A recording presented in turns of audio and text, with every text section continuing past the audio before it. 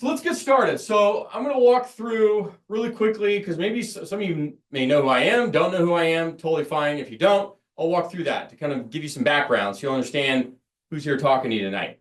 And then we're going to get right into it. We're going to walk through the 5 pillars of how you buy an apartment building and how we teach it. We, in a community, everything that we do with people, if they want to learn how to do this and execute, how they can do it within a 90-day window or less if they choose. Okay, so here we go. How to buy apartments in the next 90 days. Does anybody remember 2008? As everybody knows, they kind of went through that. It's pretty devastating, okay? But they always say that in moments of suffering, greatness is born.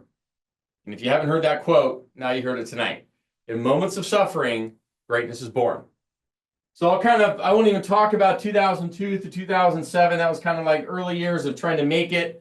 Didn't want to be involved with any family business, wanted to make it on my own, do it on my own, become my own man, and then at some point maybe come into the family business. So that happened in 2008, 2007. I came out, started working for my family. And my dad, he was kind of a real estate guy. I mean, I grew up learning from my dad and my grandmother. She was 91. I mean, God bless her soul. She was driving around her little S10 truck at 91 years of age in South San Diego collecting rent on her apartment complexes. And she was always about that slow and steady. And she taught my dad a little bit, but my dad really went for the big game, right? He was they call the transitional character in our family, the 0 to hero winner, right? We didn't come for money. We started a little 3-bedroom, 2-bath home, traditional middle class, but my dad was the go-getter, right? He took our family and got into real estate, then started developing and building, but he was always in the build and sell game, meaning he'd build a lot of things, sell a lot of things, build a lot of things, sell a lot of things, which is great. You make great money, but you're also susceptible to market cycles. Okay, market cycles. So then here comes 2008. He'd been through 3 cycles. This was his 4th one, because we all know how violent 2008 to 2010 was in the financial crisis, complete collapse, right? So I watched my dad go through a massive bankruptcy. And if you've ever watched somebody you love go through something like that, it's devastating. And even though it didn't hit me directly, it affected family, affected everything. So I actually went from working with the family business to then in 2008 to 2010, I became an asset manager working for the banks, okay? Working for the banks. And they always say there's either a positive side or a negative side of real estate. It's still going on, but I was the guy behind the scenes with all the houses coming in, working with the realtors, hiring the realtors, doing the cash for keys, the evictions, the cleanup process, moving them on, putting them on the market, getting them through, getting them out. A whole 9 yards with assets all around the country with a lot of the major banks.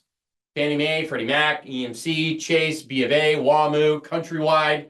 I mean, you name it, right? You name it. Complete show. So if anybody remembers that, you're probably laughing right now going, holy crap, I remember that. Because it was pretty wild. So fast forward a little bit. There were stories written about it. This is my dad, Jimbo. That's me, little young Justin. But it was pretty devastating going through it. But you learned a lot. And what I learned mostly about it was how much I valued sleeping at night and having the consistency of cash flow, which means I wasn't really going to be in the build and sell game too much, right? You can do a little bit of that, right? Flipping houses, stuff like that. But getting into big build and sell game is great if you have deep pockets. But if you're going to not try and be susceptible to market cycles, it's not necessarily the best avenue to go into. But rental income properties are. So literally in 2010, we bought our first deal. Like this is a picture of the front door of the condo. $100,000 condo. We put $25,000 down, $75,000 loan with Wells Fargo. Got this thing. We were cash flowing into like 13%. It was incredible. The rents were incredible, even though we bought it so cheap. We ended up selling this thing for about $300-something thousand, right? 3x our money on it. But then we started getting into duplexes, triplexes, stuff like that, and got into quads and stuff. And by 2018, we had about 20 units. Okay, mostly with our own money, right? Mostly with our own money. And about $3.5 million. And we thought we'd made it. Like my partner and I, Chris, we thought we'd made it. But then we realized, no. Like we're missing out on something because we wanted to scale and grow, but like you start running out of your own capital to do it.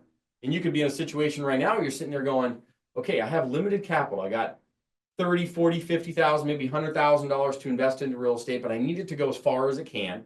I need to get as much as I can with it. I don't necessarily just want to stick it into one property that earns me $200 a month in free cash flow. Like, how do I do this and use and leverage my money with OPM, other people's money, to get to where I want to go and scale? And how do you do that? Because it sounds great, but what's the what is the nuance behind that? Because it can be complicated. How would you do it? So we learned taking it from this game. This is 2018. So 2010 to 2018, we went from 1 to 20 units. Okay, think about that. 8 years. Then I had the epiphany of like, no, we need to go OPM, like other people's money, where we combine our money with other people's money to go to the moon. And literally within less than 2 years, because this was 2021, okay? And then now we're here in 2024. Excuse me if I have a gimp arm here. I have a dislocated shoulder. I don't recommend it, by the way. Don't ever do that. It hurts a lot. So 2021, we go from here to here, and then today we have 685 units plus and about $180 million in assets. How do you do that? Well, you don't do it alone. So if you're on here tonight and you have concerns with partnering or collaborating or raising capital from people or raising capital from people you know, people you don't know, all that stuff that you may have limiting beliefs about because you're hesitant towards it, we're going to need to dispel those tonight. Because I need to get you into the mindset of, hey, if you want to go buy a 10 to 30 unit apartment building, unless you have all the money on your own, great, you're very unique, we can talk about it, but most people don't. Most people need to use their money in conjunction with other people's money to go get the prize. And that's what we're going to talk about tonight, exactly how you do that. Fair enough? My big, hairy, audacious goal. My BHAG is 10,000 units. We have 685 plus now 180 million. Now we want to go to the home run. You don't do that alone. Now, we should be at about 1,000 units here pretty soon, okay, by partnering. And now that we call it pencils up, because the market's coming back at full speed. I'm telling you, it's been hit pretty hard in the multifamily space, commercial space, due to the rising of interest rates since 2022. There's a lot of stress in the marketplace. I can tell you that. You have two segments of real estate. You have the residential side, which is doing okay, right? Pretty good, right? You have low inventory, enough demand to pick it up even with the higher interest rates. In the multifamily commercial space, it's a disaster, okay, because you have interest rates that have gone from, right, almost 0% of the Fed funds rate to 5.25%. They're starting to drop down now, but man, oh man, it's caused massive havoc. And so you have a lot of stress on these assets that were bought back then that now have to refinance or try and do deals now, or they're getting out of variable rate financing, trying to get into fixed rate financing, and they can't do it because revenues kind of peaked out, expenses are increasing. We're going to get into it. Net operating incomes have dropped. All these things have changed, making it very, very difficult for deals to happen.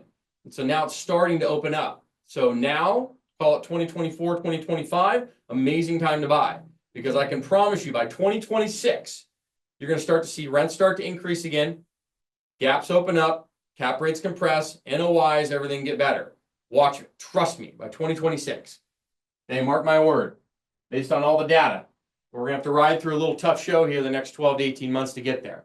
But that's my BHAG, right? And currently, you kind of see the states we're in, right? California, Nevada, Arizona, Texas, Missouri. We're going into Florida a little bit. Love little Oklahoma.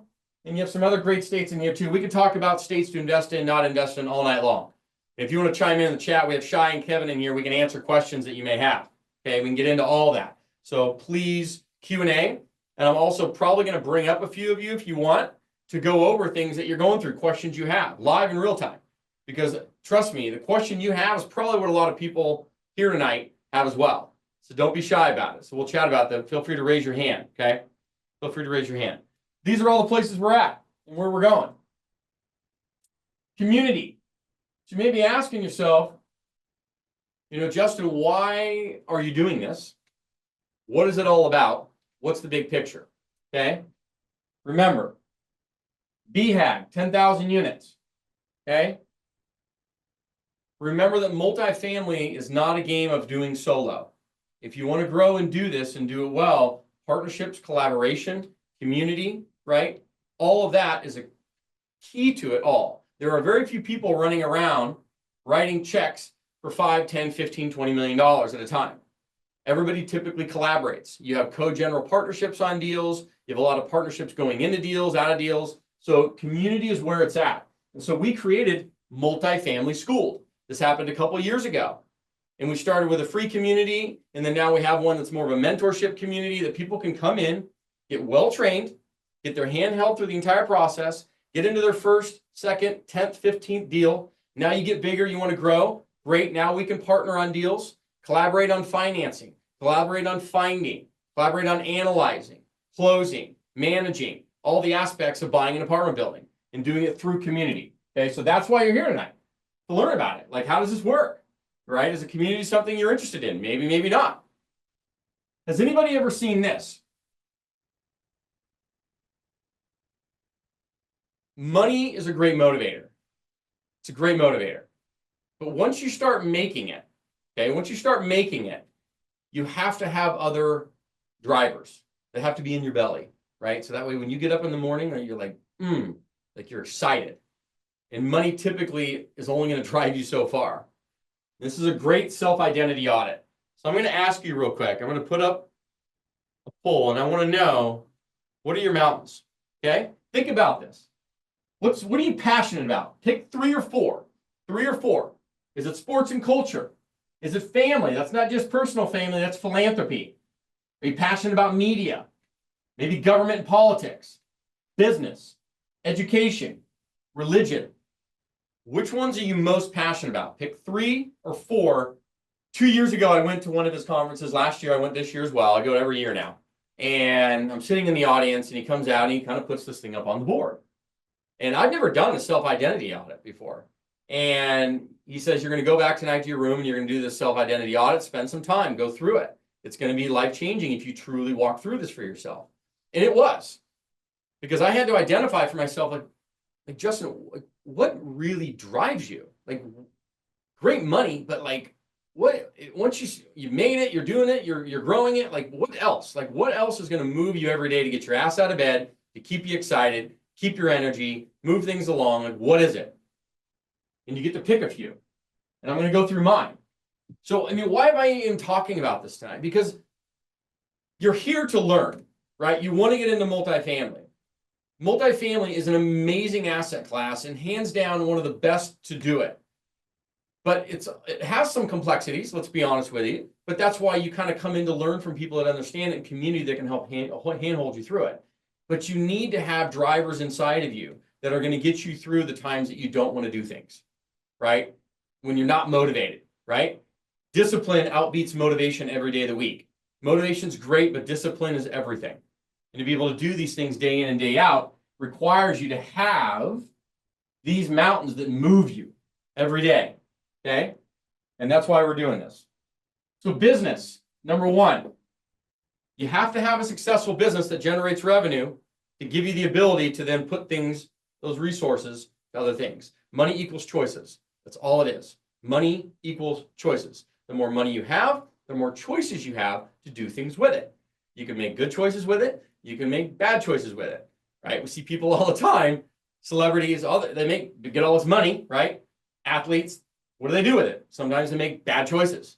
Then you have other people, they get the money, they make great choices. They give back, philanthropy, help others, leave a legacy, grow businesses, grow wealth, do other things with it, right? Choices. Money is choices. So that's number 1, okay? Then you get into the media side, okay? How are we growing media to then give ourselves profile to help spread the word? Because then after that comes the education, which is what we're doing tonight. We created Multifamily School, community, collaboration, partnerships, people doing things together, partnering on deals, raising capital, putting things together, growing their businesses, multifamily all around the nation. That's the education side, because now we're helping people grow. And by helping people grow, this beautiful thing called the law of reciprocity, right, pays its way forward. And by giving, helping others, leaving a legacy, it's a big circle that gives back. We call it abundance to give, okay? Hence the podcast. We created Abundance to Give podcast. That's in the media sector. And then lastly over here is the family. 3 and 4. Family is not just my personal family, got kids, all that stuff, but it's also giving back to charities, right? Disadvantaged Kids, the Seal Future Foundation, Tunnels to Towers Foundation, all of these things that like super passionate about. super passionate about. But that drives, because now I'm sitting there, and if I'm ever upset or depressed or I don't want to do things, I sit there and say, okay, successful business. Then we go to media. Now we're helping educate. Then we're going to family and philanthropy, which is really how you get fulfillment. Because by helping others, I get fulfilled. By giving back, I get fulfilled. So now money's just a product of it. Does that make sense? Because that's why you're doing this. It's not just multifamily is a method to get to really where you want to go. Real estate investing is a method to get to where you want to go. It produces money. It's a business that then gives you the choices to do all this. And that's why you're doing this. So, makes sense. You mean, what's your why? Kind of. But it's more about like it's going to create your why because of it. But what's that burning inside your belly? Because that's going to drive you, right? At the end of the day. I mean, your why is part of this. It comes out of that. But it's really like, these are the mountains that move you every day. So then you create the community and the media and all that stuff. And I've had a chance, at least over the last few years, to meet some pretty cool people and start to collaborate. I don't even know if you have any of the idea who any of these folks are. Maybe you do. I don't know if you know, does anybody know who Robert Martinez is? Apartment rock star out of Houston, Texas. Awesome dude. Owns over 4,000 apartment units. Killer guy. And I've learned a lot from him. Okay. Great dude. Obviously Ryan Pineda, you guys know him. Good dude out of Las Vegas, doing some amazing things. Mr. Brandon Turner. You know Bigger Pockets? This guy is one of the most approachable guys I've ever met in my life. He is so cool, down to earth, and easy to talk to. So I have a pretty good relationship with Brandon. And now he's got his Better Life stuff, Bigger Pocket. I mean, everything he's doing is incredible. I love it. So a very cool guy. So these are all the things you get access to. Mr. Uncle G, Mr. Grant Cardone, and my buddy Jeff Fenster over here. So amazing times and things you can do when you start to leverage. Like I said, that's the media aspect. That's the profile and the media aspect when you start doing things. You're taking businesses, then you're going into media, education, and family. And those are my mountains that move me every day.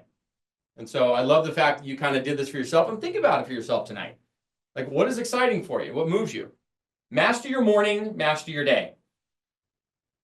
I'll say it just like that. If you master your morning, you will master your day. I don't know what time all of you wake up in the morning.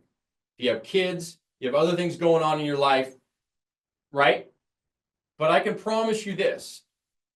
If you have children and or spouse or family or other things going on, and you're waking up after them every single morning and feeling like you're rushing into your morning and rushing into your car and rushing into work, and you don't have that moment of, I won't call it peace, but moment to sit with yourself every morning, maybe even do some affirmations if you're into that thing.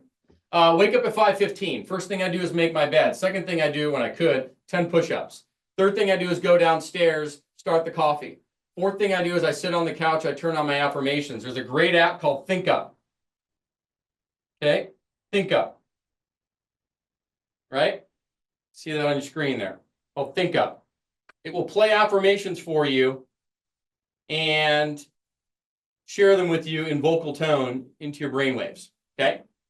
Called Think Up. Highly recommend it if you're into that thing. Then I'll get into emails and stuff, but briefly, I won't answer them, just briefly, and then boom, boom, boom, all the way through the morning. And this all happens about an hour to an hour and a half before kids wake up and the day starts to get chaotic. You start getting phone calls, emails, text messages, all the bullshit starts happening in the day. You need to get centered. You have to get centered.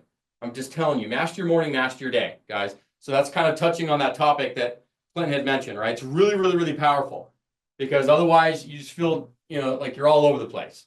And then you wonder why. Then you wonder why your energy is all messed up too. You got to get that. You got to get that in line. I can't stress that enough. But buying an apartment building, you got to know how to find them, analyze them, finance them, close escrow, and manage. These are the 5 pillars of buying apartments that we teach. And I don't care if it's a 2-unit duplex or a 100-unit apartment complex. It follows literally the exact same pattern, period. How do you find the deals? How do you analyze them once you found them? Once you've analyzed them, great, we're ready to go. How do I make an offer? How do I finance, structure, put that deal together? Now I'm in escrow. How do I close it? Now how do I manage that property once I own it correctly to make sure it's making money for me and everybody else? That's it. That is how you buy apartments. Now granted, there's an enormous amount of nuance inside of this. A lot of complexity inside of this. But there's a reason you do multifamily versus, say, single family and other types of asset classes. There's a reason you're here tonight, and I'm going to show you why multifamily is so powerful, okay? Creating wealth with real estate. And this is like the 101 game of how you do it. And I don't care if it's a single family rental house or 200 unit apartment complex. You take an asset, you borrow fixed rate debt against it, and you use OPM, other people's money, with yours, and then you borrow bank money at a fixed rate interest rate. You allow that property to cash flow itself, where it pays it, all the cash flow and the money coming in, pay for all this debt service. And then it's buying down the debt, increasing your equity, okay? And then the wealth goes up. But you have to get the asset. You have to borrow fixed rate debt against it. That asset appreciates in a value faster. Okay, for example, if your interest rate's 5% and the property appreciates at 10, right? If you combine everything, cash flow plus appreciation at 10% a year, well, you're double the rate of your interest rate. You're good to go. And if that interest rate's fixed, even better. But that's how you do it. Asset, borrow money against it at a fixed rate, allowed to appreciate at a rate greater than your interest rate, you're good to go. You'll make money till you're black and blue. That is how you create wealth in real estate. So many have you asked, why multifamily, Justin? You're sitting here talking about multifamily. It's all great, but why would I choose multifamily versus, say, a single family rental or some other commercial or other property types, asset classes, other things? Why multifamily? Here's why. You get paid 5 to 8 times throughout the ownership cycle that you own the property, right? You go flip a house. What happens? You buy it, you rehab it, you sell it, you make a profit. You get paid one time. You go maybe to a wholesale deal. Same thing. Get the property in a contract, you wholesale it, you get a fee, sell it off. One payment, one time, transactional hamster wheel. Then you get into maybe some Airbnbs, another model type, pretty good. You can make some money on that. So you get some different assets and ways to get paid through Airbnbs. Definitely more than one, typically about 3 ways you get paid in Airbnbs. And then you get another asset classes. But with multifamily, it's one of the most. 5 to 8 different times. I'm gonna walk through every single one of these tonight. You get economies of scale. I mean, think about it. If I had 12 single family rentals in a neighborhood, 12 different roofs, 12 different yards, 12 different insurance policies, 12 different mortgages. One tenant moves out of my single family house. I go from 100% occupied to 0 overnight. I have no barrier to that. I'm screwed.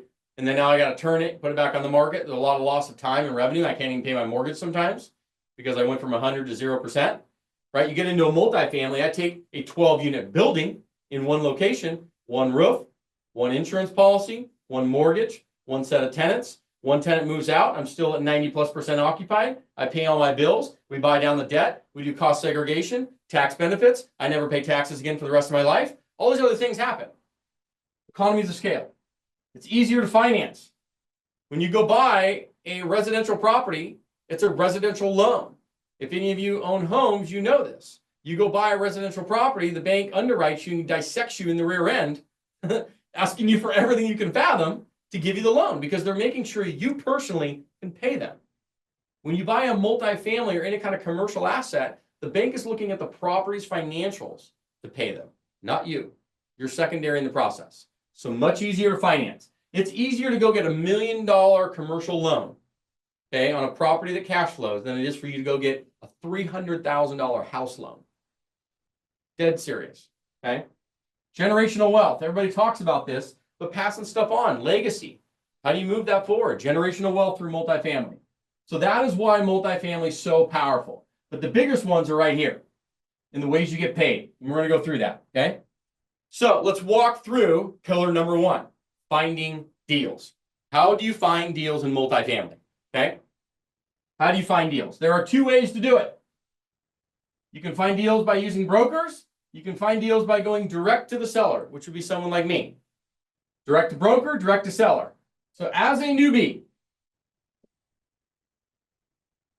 brokers are the way to go.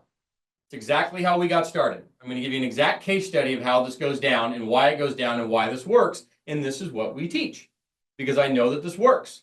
I can't tell you how many times I hear from people, who are in other communities, maybe being taught, mentored, coached, whatever it is, and pay a lot of money for programs. And these people are teaching them and telling them to go after big deals for their first deals. And I'm like, guys, I understand why they're telling you that. Like in theory, I get it.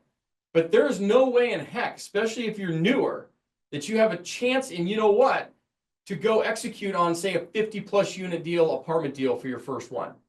I mean, you literally could go break into the White House before that's probably going to happen. I'm just being straight up. So then people are like, well, why then go for the smaller ones? I'm going to explain why. So you're, for everybody on here, if you're going to go after multifamily and do this, your first deal is going to be somewhere between 10 to 30 units. Between 10 to 30 units. And I'll get into it in just a second.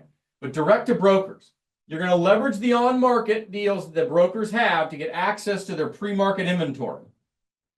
If you were to take 100 multifamily apartment deals, 40% of them were actually on the websites. So any of the websites that are out there, Crexy.com, LoopNet, CoStar, those main sites, that's only showing you about 40% of the inventory.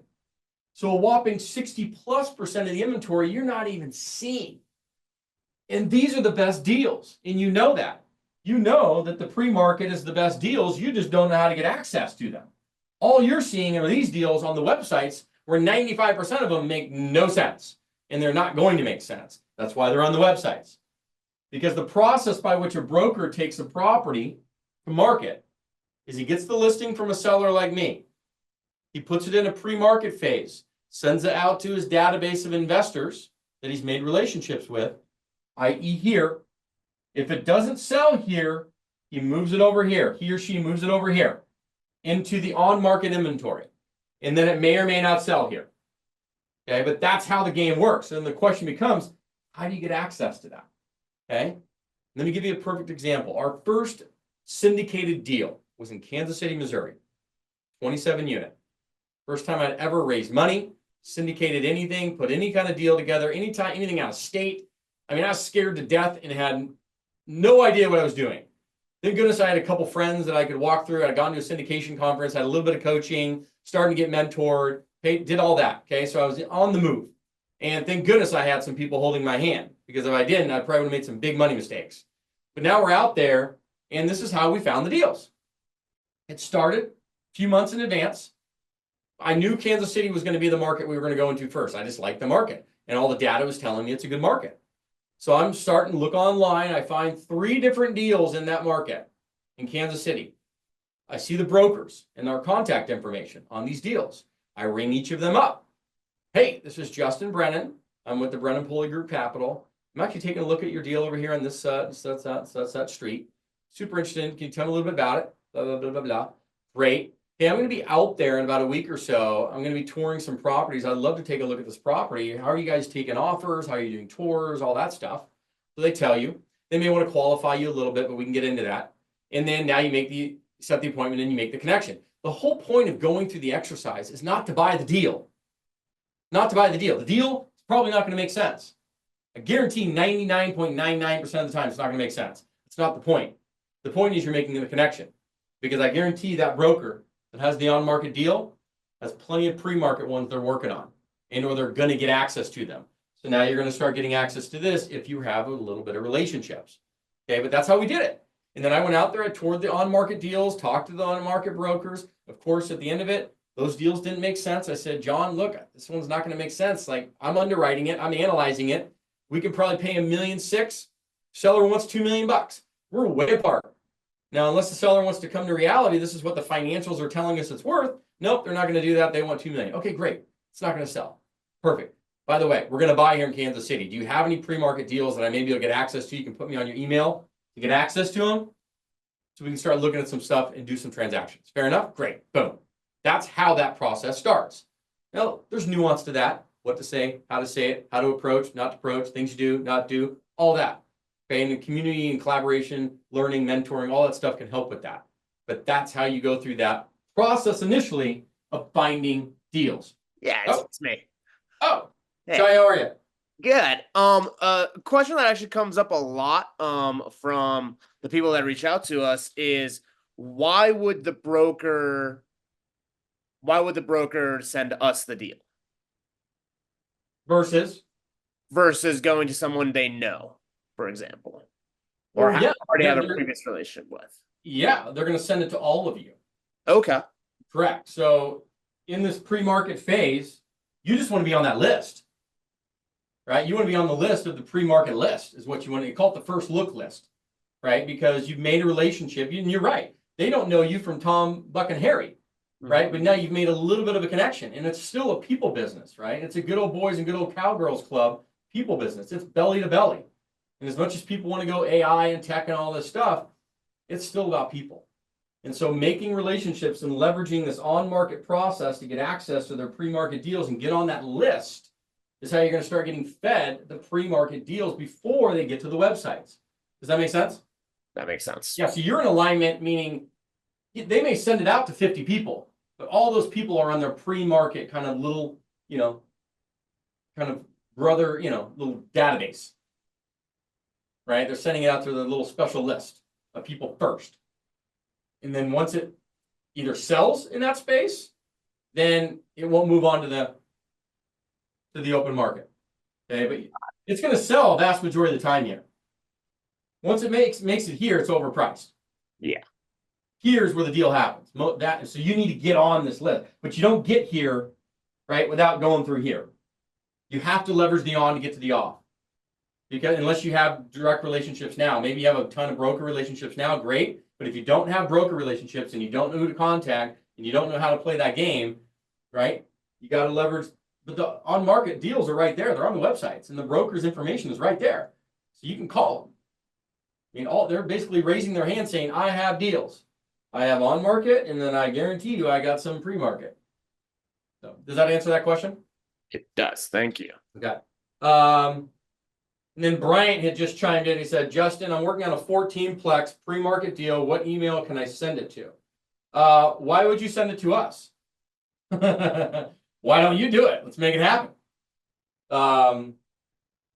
What do you want to talk about analyzing and stuff and all that? Oh, and making sure, Bryant, when you send that in, maybe send it to, I guess probably don't want to send it to everybody. So you send it to us, which I appreciate that in chat. He had said, yeah, I'm working on a 14-plex pre-market. What email can you send it to?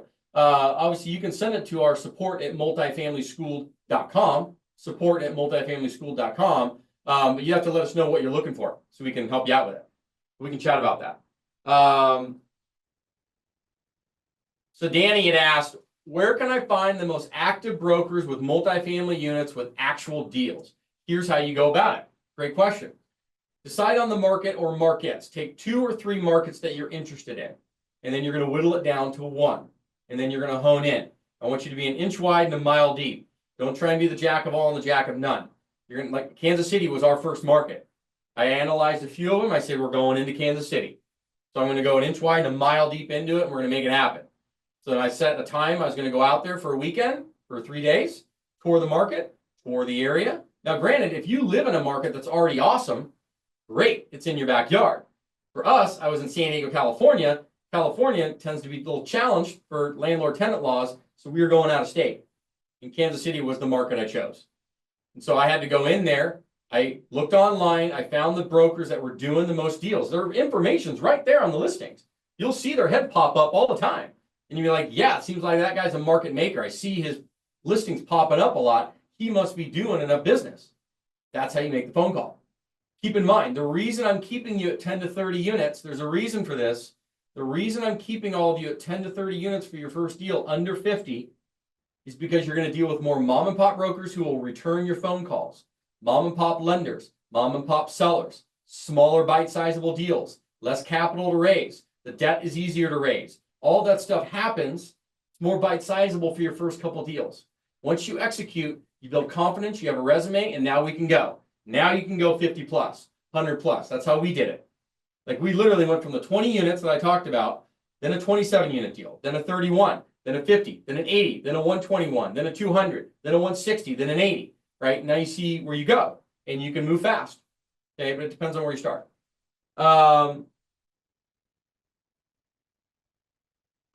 Anthony, to be quite, I'll answer this in a decent way. We only invest in red or purple states. That'll tell you how landlord-tenant laws work. We do, unfortunately, the blue states, right, politically are more challenging. So it's tougher for landlord-tenant laws. Too much rent control. If somebody doesn't pay their rent, it takes you 14 years to get them out. All kinds of crap. We don't want to deal with that. So you want a state in which if somebody doesn't pay their rent, I can get them out in 30 to 60 days. And typically that aligns with purple, swing states, or red. Okay. We do own in California. The only place we do own and the only place I would ever consider owning is San Diego. There's a very, very specific reason for that. Yeah, all red in South Florida. Very, very true. Yeah, many things, population growth, industry growth, all that stuff. So beautiful. So now you understand the finding deals portion. Let's keep going. Analyzing deals. Step number 2. Okay, step number 2. You're focusing on boosting net operating income. This is a very important number, net operating income. The power of NOI. Okay, for every $1,000 that you can raise the net operating income, you add $220,000 to the value of your building. Let me repeat that. For every $1,000 you boost the net operating income on the building, you're putting $220,000 in your pocket. The power of NOI. It runs like a business. You're not dealing with single family anymore. You're going to run a business. It's a property that has income, expenses, and a profit. And that profit better be nice and hefty. And if you boost that by $1,000 a month, you're adding $220,000 to your value. And I'll show you how this works in just a minute. Okay.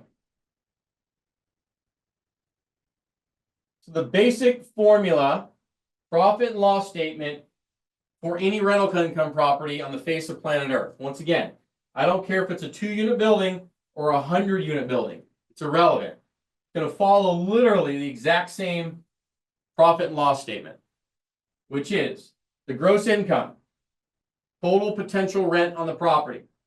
Then you're going to take out what's called economic loss. Economic loss is vacancy loss. It's also loss to lease. That means if market rent is $100 and I'm getting $90, market rent's $100, I'm getting $90, I have a $10 loss to lease. Bad debt. Some people don't pay their rent, right? Some people don't pay their rent. Concessions, right? Sometimes you have to give a month's free rent. You have to give things for people to move in. That all totals a certain percentage. But you take that out, then you get to other income. You could have pet income, parking income, other types of income. And then this gives you this sub number. Take out your property expenses. This is in taxes, insurance, G&A, repairs and maintenance, all those expense line items. And then you get to that powerful number we talked about, net operating income. And the formula for determining value of a property, right here. The value of your property equals the net operating income divided by a capitalization rate. This capitalization rate is typically a market percentage rate determined by the market. Brokers can help you get this. There's other ways to find out what the cap rate is for your market. We're not going to get into that detail tonight, but that's so you understand how the formula works. So if I'm boosting NOI and the cap rate is X, my value goes up. That's how that game works, right? So that's why the power of NOI. You boost that number. Every time I boost it up $1,000, I'm taking my value up $220,000. Then you take out your debt, your mortgage payment, you get the free cash flow. That's what you physically put in your pocket and give to your investors every month. Okay. That is the formula for underwriting any rental income property on the face of planet Earth. Now we have deal analyzers that do all this for you. And most people do, but that's so you understand how everything's kind of working together. Now I get asked the question a lot, well, great, I know how to analyze, but what makes up a good deal? Like what metrics should I be looking for to determine if this is a good deal? So if I fill out the deal analyzer and I plug in all the numbers, Justin, what am I looking at? And is it a good deal? Not good? Okay, all that. So what is a good deal? You're going to look at 3 metrics. Okay? 3 metrics. IRR. Internal rate of return. That is the velocity, the annual velocity rate of return of your money. You want that at 14 to 20% or more per year on your money. Okay, I want to be receiving 14 to 20% per year or more on my money before I ever consider doing that deal. The cash on cash, which means if I give you $100,000, what percentage on that am I physically getting in actual cash every single year? Minimum 6 to 10+% every year. Cash on cash. Equity multiple. This is if I give you 100 grand, what times, how many times on that money do I get it back? So in this case, call it a 1.8x or more. So I give you 100 grand, I expect 180,000 back or more. If it does not meet all three of these metrics, you move on to the next deal. Period. Okay? Has to meet all of them. Has to meet all of them. Because if it does not meet all of them, you will not be able to raise money. So I think it was earlier, Alexi had mentioned, I have all the best deals in the world. Well, they're not good deals if they don't meet this. But if they all meet this, you raising money will be the easiest thing you've ever done in your life. The money will literally hit you in the forehead as you're coming in. Because everybody wants to invest in real estate. You're all here tonight. All of you in here tonight are because you want to invest in real estate. You want to go buy a multifamily. Every single one of you. It's not a problem. Literally, all 360 million people in the United States of America want to invest in real estate. That's not the problem. The problem is they need a good deal that makes financial sense. Okay, they need a pitch deck to explain the process and what the investment is. And lastly, they need a trusted person. Do I trust you? Do I like you that if I give you my money, you're not going to rip it off and I'm going to be on an American Greed show in 2 years because you took my money? All right, good deal. Need a pitch deck to explain the deal to me, which you got tonight. That toolkit I just sent you has a great template pitch deck for free for you. Okay, PowerPoint ready to go. Raise money all day long. It's a great little pitch deck. So you have a pitch deck, right? You get a deal that makes sense, and then now you just need to be a trusted human being. You're not going to steal people's money. You'd be shocked how easy it is to raise money. Our first deal, I had to raise about 900 grand. I'd never raised money before in my life, and I didn't have a bunch of people I'd go raise it from. Right? But what I did have is a little bit of an email database I'd put together. I got a nice pitch deck together about the deal, put it in an email, sent it out, let everybody click on it, look at the pitch deck. I had a bunch of phone calls scheduled from it. It only took 7 people to raise the 900 grand. I mean, I was shocked. I was like, it's going to take us 20 people. It took 7. I mean, you don't know what you don't know, and you don't know people that know people that know people that know people. And then now with our community and everything we're doing inside of Multifamily School, the capital, the raising, the financing, everything that's really important, right, for putting deals together, it's even more powerful, much easier. But that are the metrics that makes up a good deal. Any questions on this before I move on? And you got to hang in there with me. We're going to go a little bit long here, but it's going to be worth your time. We got a little bit longer to go. So EM is equity multiple. Forced appreciation. You are projecting your sales price, yes. But that's done through cap rates and a bunch of other stuff. We don't want to get into that too crazy tonight. We'll be here for 3 hours. But yes, your deal analyzer projects your back end price, your selling point. That'll give you your equity multiple to answer your question, Clint. So good question. IRR, Marvis, is internal rate of return. Internal rate of return. Internal rate of return. Question came up, Shai? Or no? There's a lot of variables in the IRR and cash on cash. Once again, the deal analyzers do this for you. So that way you don't have to sit there and calculate it all. But that's for a whole, I mean, once again, I could sit here and teach you for 14 hours. Okay. Quick question. Joe was asking, as far as cap rate, I believe, goes, buy high, sell low. Is it as simple as that? Correct. That is the way you want it to be. Okay. So as a seller, as a buyer, you want it high. As a seller, you want it low. Okay. So cap rates. As a buyer, I want it high. As a seller, I want it low. Mm-hmm. And then Mel asks a follow-up on that. Doesn't lower cap rate mean lower cash flow? Yes. Okay. Yes. And then finally, Joe also asked, can you explain GRM again? GRM, gross rent multiplier?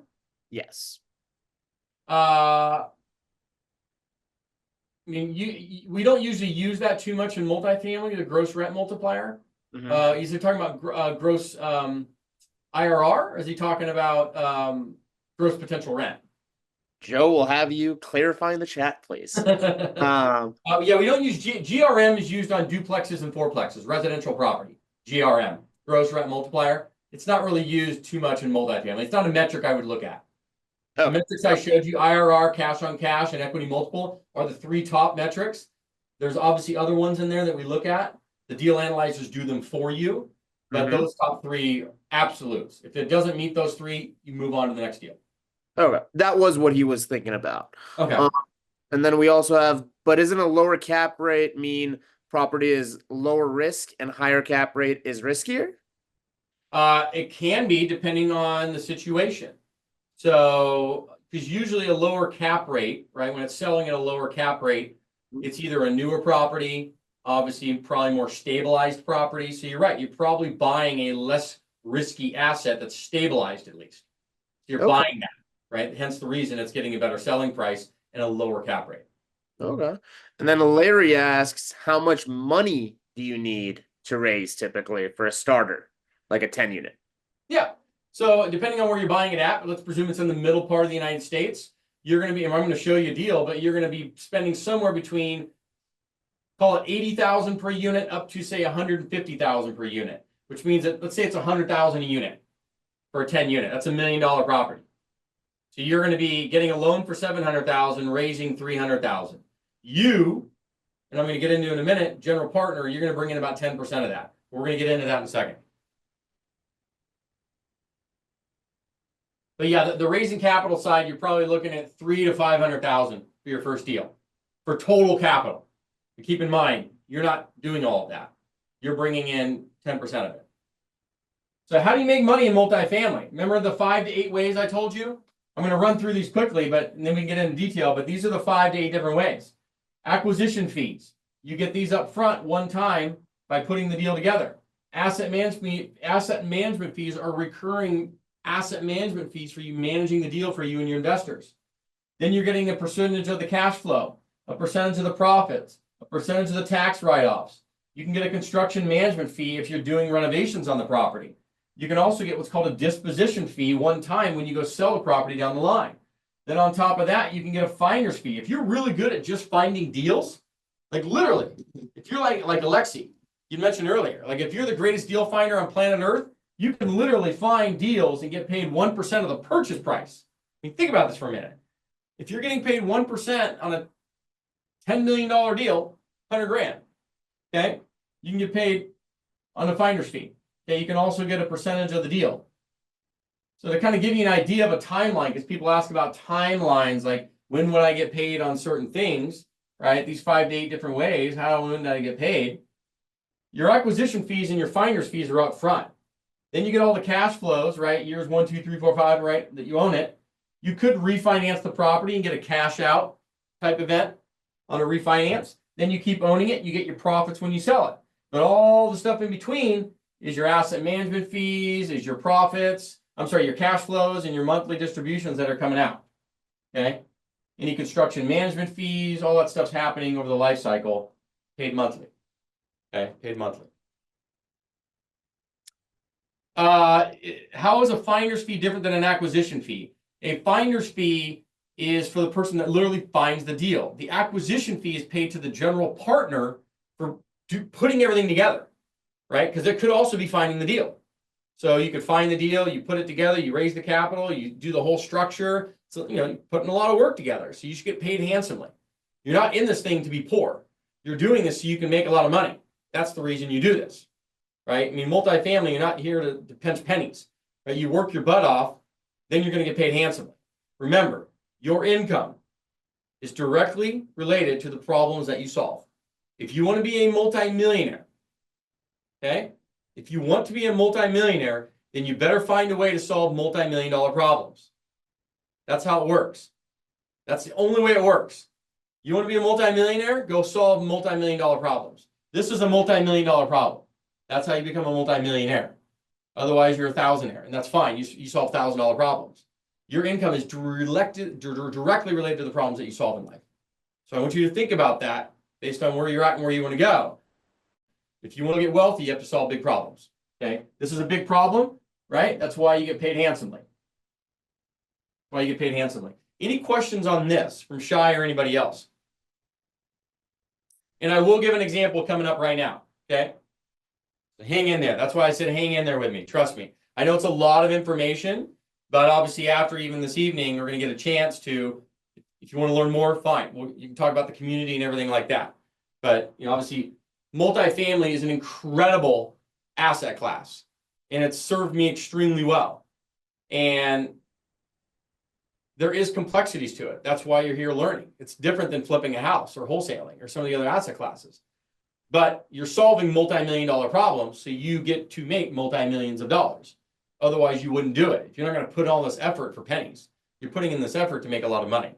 And that way you can take the money and do the things we talked about, right? Give back, help others, educate, get fulfillment, family, all that stuff we talked about earlier. Who's got their hand raised? Yeah. So Anthony actually asks a good question about if we are about to head into an up cycle, why wouldn't we try to go for a bigger deal? If you have the ability, if you have the capital, the knowledge, and the resume currently to go after a 50+ unit deal, then go for it. But if you have not done this before and you do not have a resume or the capital or people that have the capital, it's not going to happen, because the brokers aren't going to return your phone calls. The sellers aren't going to give you the time of the day. The lenders aren't going to give you the time of day because they're going to want to see a resume. You see how that all connects? Because when you're working in the smaller space to start, they understand that more people in that space are newer. So they're going to give you flexibility. The minute you try and go into the 50+ unit space, they're going to presume you have some resume and a track record, because otherwise they're not going to give you the money, because you need a track record. The numbers get bigger. There's more zeros involved. Process is the same. There's more zeros. But when there's more zeros, the banks are going to look a little tighter and make sure, hey, John Doe's got a resume, right? How many properties do they own? Have they actually managed properties before? Have they lost their ass, done any bankruptcies? Right? They want to make sure that people have a resume when you start getting into that space. Otherwise, you're not going to get the time of day. The brokers aren't calling you back. Lenders aren't calling you back. Sellers aren't calling you back. It's going to be tougher to raise capital. The capital you're raising is larger. All the things amplify. That's why if you want to execute and you actually truly want to do this, 10 to 30 units, trust me. Once you do that once or twice, now we can go play ball in the bigger space. Okay. Does that answer that question? Yes, it does. Beautiful. Yeah, I'm just trying to keep it real. I mean, I can sit here and blow smoke up your ass all night long, or I can give it to you exactly how it's done, and then we can help you do it. Okay, we can help you do it. But those are the ways you make money in multifamily. Okay. Now, raising money. This is the last of the 5 we're going to get into tonight, right? Because the closing and managing, we could spend a ton of time on that. But raising money, how do you raise money? Remember, you have to have a deal that makes sense, right? If it makes financial sense, meaning if it meets these metrics we talked about, it's easy to raise money, because then I just need a good pitch deck which explains the deal, walks through the deal for all the investors. What do they get? If I give you 50 grand, what do I get? How long is it out? When do I get it back? It's going to walk through the deal. It's going to answer 95% of the questions for anybody that ever invests in your deals alongside you. So that way, most of your talking is about basic questions and about solidifying you. Are you a fraud? Are you not? Okay. So trust me, you get a deal that makes financial sense, that meet these metrics, and you have a good pitch deck, which I just gave you one tonight. And then you have a basic process for bringing that money in. Raising money is not that difficult, because everybody wants to invest in real estate. Remember, you're not asking people for money. You're providing them an opportunity. I need you to flip the switch on your mind for a minute. If you are out there and you're going to become an investor that's going to put deals like this together, you're lucky that I'm coming to you and giving you an opportunity to invest in something like this. So it's an opportunity for you. I'm not asking you for money. I'm seeing, do you want to make money with me? Here's a great deal. I'm putting some money in. You're putting some money in. We're going to go, I'm getting a loan. We're going to go pull it down, and let's go make some money together. So it's an opportunity. You have to flip the switch on your mind. So this is how you raise the money. There's obviously nuance in this, a lot of nuance in it. But obviously from a high level, this is the process. Deal that makes sense, pitch deck, process. Raising the money is not that difficult. You'd be shocked. You'd be shocked. Closing the escrow, I told you we're not going to get into that tonight. But I am going to give you a case study. Managing, that's for a whole other thing. So let's give you a little case study. This is an actual deal that I did. Okay. And I'm going to walk you through how much money I put in it, how much money I made out of it, and how the deal was put together and structured. Okay. This was a 31 unit deal. This is actually one of our second deals in Kansas City, Missouri. I had $18,000 out of pocket. I'm going to show you how that happened. Here's the breakdown of the deal. Bought the deal for $1,525,000, 31 units. Yeah, we got a smoking deal. It's like $53,000 a door. One of the best deals we've ever done. We put $400,000 in a renovation to the property. We're going to rehab all the units and a little bit of exterior. Closing costs about $225,000. We were all in it around $2.15 million. We went out and got a loan for about 70% of that, about $1.5 million. This loan was easier than getting a $300,000 house loan. Why? Because the property had financials that produced an income enough to substantiate that loan. The bank didn't care so much about me. They cared about the property's financials. Easier to get that loan. They're underwriting the property. Remember, they're not underwriting you. Big difference. We brought in $650,000. Now, I didn't bring all this money in. I only brought in this. I brought in 10% of that 650, 64 grand. We went out from people we knew, people we didn't know, some seller financing and all that other stuff, raised 90% of the money, $581,000. That's the OPM, other people's money. Other people's money. Now, remember the acquisition fees I talked about? I got a 3% acquisition fee. That's about 45 grand. That's based on the purchase price of the property. Okay, 45 grand acquisition fee. I was out of pocket 18 grand. Remember, I put that physically in the deal. I got that literally the day we closed escrow, because this 45 grand is built into the closing cost of the deal. It's already in the cost of the deal. So literally, we closed the deal. I put 64 grand in. The check comes right back to me for 45 grand. I'm out of pocket 18 grand. Now, then you may be asking, great, that's amazing. What did you get for that? Well, now I'm a general partner of a multi-million-dollar asset, 31 units in Kansas City. Okay? In 24 months, remember, we went in, we bought it, now we're going to renovate the property. We took the property from 1.525. Totally doing that wrong. I'm left-handed, guys. You have to, well, I'm right-handed, but I'm left-handed. Took that up to $3.6 million. You can even see that. $3.6 million. 1.5 to 3.6. We refinanced the property. We pulled some cash out, paid off our investors. I was getting an asset management fee of 1% of the revenue monthly. We got 40% of the profits and the cash flow. So I was getting about $2,000 a month for 5 years. That's 120 grand. Then when we went to sell the property, I made another $470,000. So I made a total of 590 grand on my 18 grand.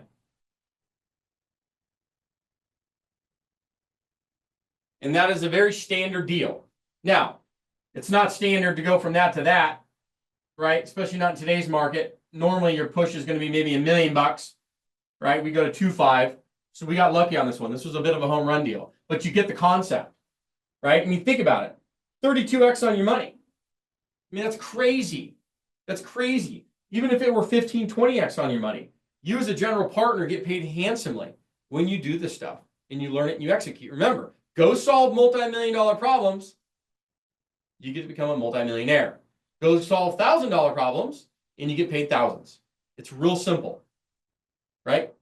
Your income is directly related to the problems that you solve. So go learn this stuff. It's worth it. Because then you're skilled. You're very valuable to people with money. You go solve multi-million-dollar problems, you become a multi-millionaire.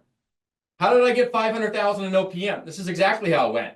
I had a deal that made financial sense, Danny. I put it into a nice pitch deck, right? I sent it out to our database of about 25 people. I had about 10 people reply. They looked at the pitch deck. They each had between $25,000 to $150,000 that they wanted to invest.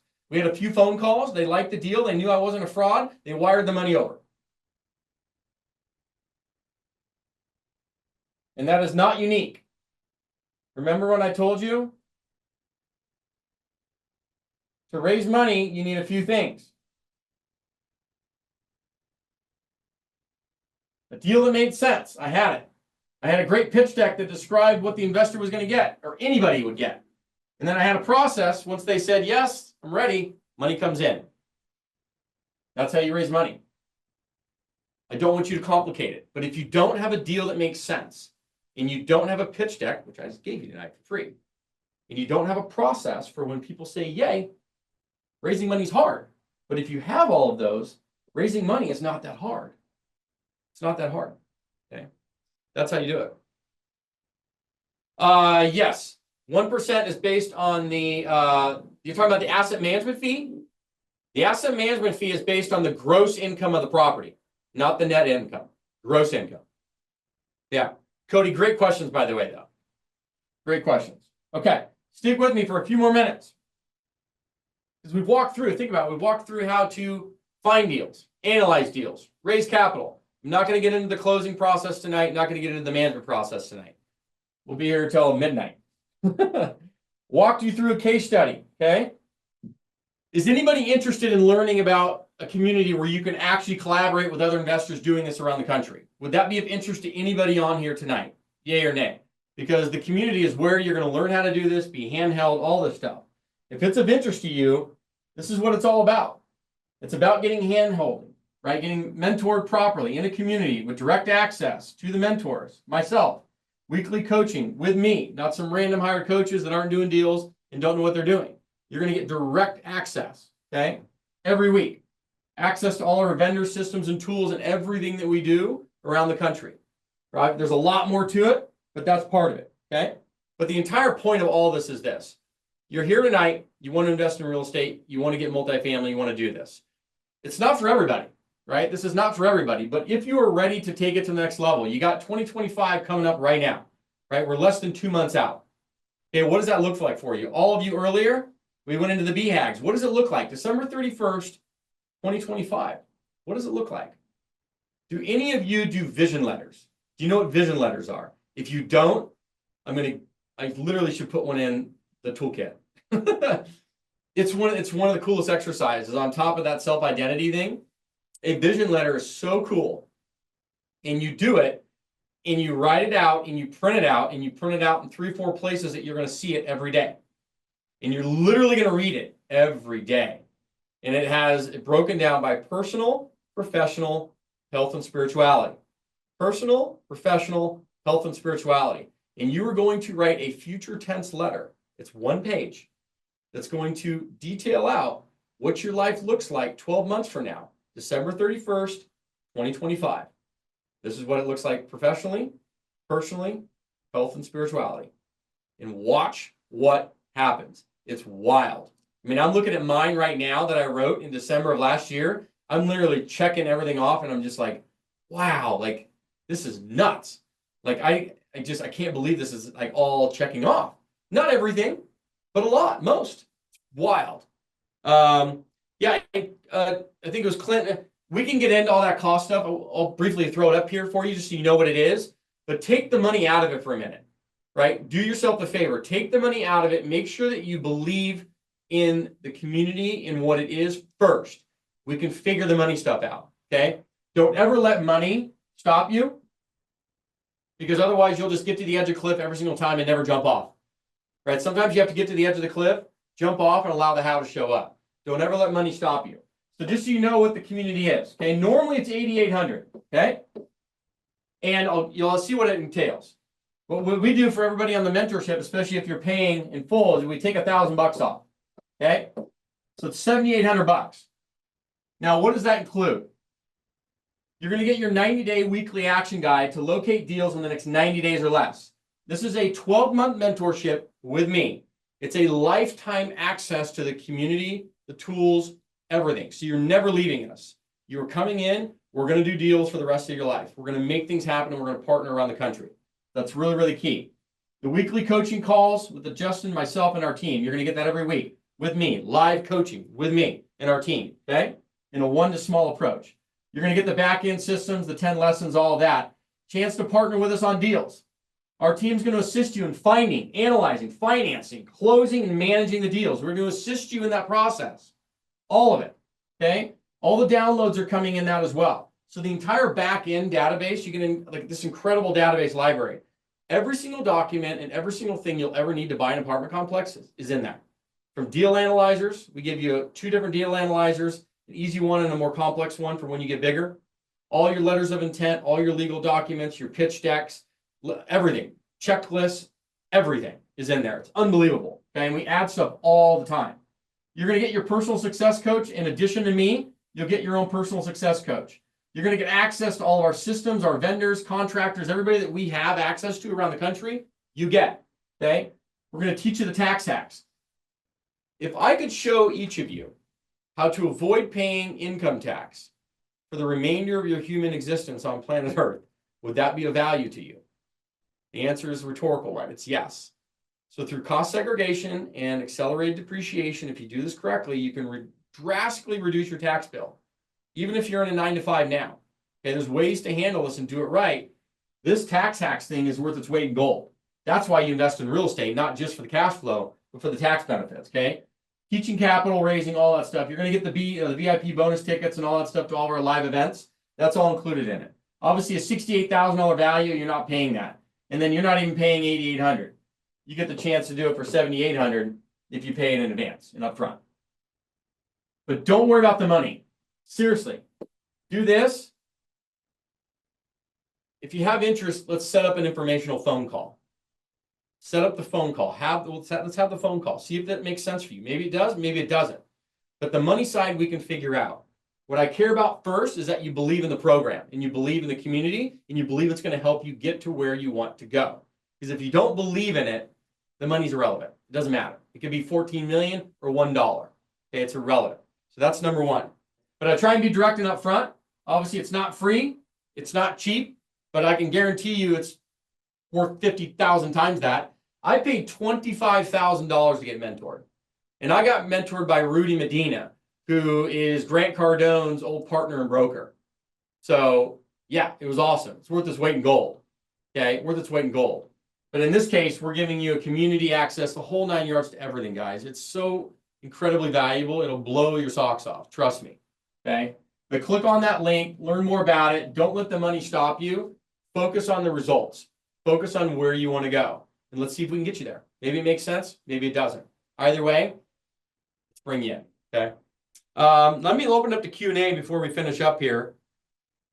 Ground up multifamily and value add acquisition, Justin. Let's get all the money on the table. Beautiful, Davey. I love that. We do some ground up multifamily. We have a 20 unit right now in San Diego we're doing. We have a 160 unit deal we just finished in Las Vegas, Nevada called NOLA Sky. You can Google it right now if you want. It's a beautiful project. We just finished, we leased that up and we're refinancing it as we speak. Depends. Right now, doing ground up due to construction cost and supply is going to be a problem. Now, it may make sense later, depending on your market. It's market specific. But there's plenty of existing where you don't even need to do ground up. Just depends on how much risk you want to take. But yes, all the above. I come up from land development and construction, so I know land planning. So doing all that land entitlement process and all that for new construction, I understand. I'm a licensed general contractor as well and a licensed real estate broker. So I do have that stuff in my background, but not everybody has that. Don't be shy. Let's get some more questions in here. Fee for mentorship less than 10K. Davey, yes, to answer your question. I think we just did that. Absolutely. Cost desegregation first year. Cost segregation is done typically, well, just so you know how it works, cost segregation, by the way, it's technically a 5-year deal, okay? So cost segregation is you take an asset and rather than depreciate that asset over 27.5 years, okay, you're going to depreciate that asset over typically a 5-year window. A vast majority of it comes in year 1, then you have less in year 2, 3, 4, and then 5, okay? But most of it's coming right here. Ash had asked a question, which state do you forecast to be the best state or state to focus on? Ooh, great question. Great question. Man, there's a few. Upper Midwest, I think surprisingly is incredible. And I'm talking Ohio, talking Ohio,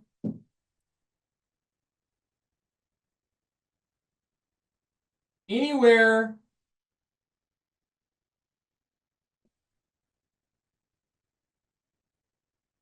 in there's great. Obviously, anywhere I call in the up down Amazon smile, right? South, we call it the up or the up down Amazon, and then the upper Midwest, fabulous. Okay, a lot of growth happening up here. Obviously, the Carolinas are good, but anything here, right? Nevada's actually great too. And so when I say this, you can kind of literally go, but anything in the up down Amazon smile, it's great. And then the upper kind of this portion of the Midwest, it's fabulous. So, but listen, I mean, there's cool places in Michigan and Wisconsin. These are great too. So there's some cool things to happen there. But yeah, if I were ticking, like we're focusing here and up down Amazon. That's where our focus is at.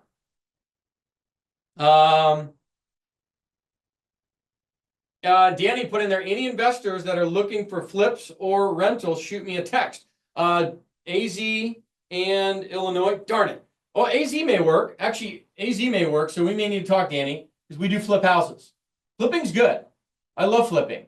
It's transactional money. You're in and out in 4 to 6 months or sooner sometimes. So you take that transactional money, right? That short-term capital gains, and you position it into long-term assets like multifamily. And that is how you'll preserve yourself and get very, very rich. Okay, take short-term into long-term, and then you can avoid a lot of that stuff. So yeah, we may need to talk. Danny, are you a wholesaler? If you are, that's awesome. But yeah, Arizona, we may need to talk. If it's Phoenix kind of areas and stuff, love to discuss that. Same thing with Nevada. Yeah, we flip houses in San Diego, Las Vegas, and we're not in Arizona, but we have assets to do that there. So I'd definitely be interested in that. Thanks, Anthony. Really appreciate that. Thank you for coming in tonight. Get that free toolkit if you haven't gotten it already, and that way you can get access into the back end. Because even if you don't come into the mentorship side of things in this community, we also have a free community too that we're trying to build up and add value inside of that too. So once again, it depends on where you're at, where you want to go, how we can help you. But if you want to make this happen for yourself and go, we can do it. We can do it.